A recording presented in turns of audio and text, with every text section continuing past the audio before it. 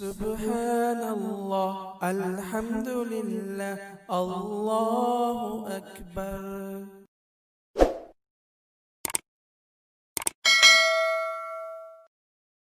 بسم اللہ الرحمن الرحیم۔ داڑھی میں خوشبو لگانا سنت ہے۔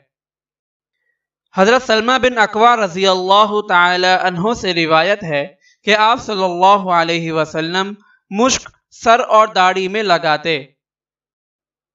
حضرت عائشہ رضی اللہ تعالی عنہا سے مروی ہے کہ میں بہترین خوشبو آپ صلی اللہ علیہ وسلم کو لگاتی، یہاں تک کہ خوشبو کا نشان آپ کے سر اور داڑھی میں ہوتا۔